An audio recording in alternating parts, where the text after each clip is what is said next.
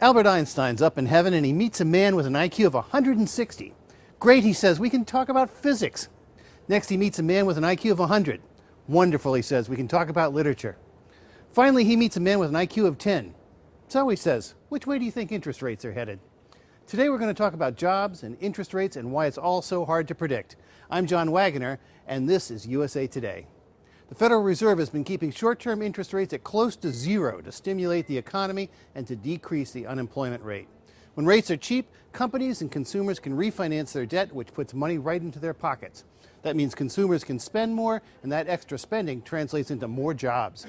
Eventually, though, those low rates could mean inflation.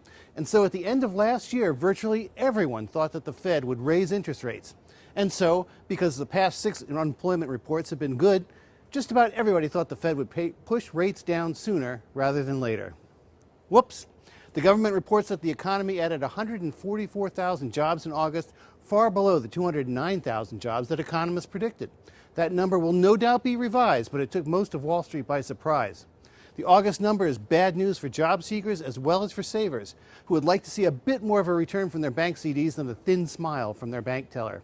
But it's good news for stock investors because, frankly, just about anything looks better than a bank CD these days.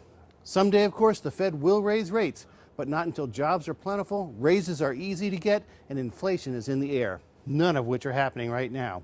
So all we can do now is sit tight and hope for the best.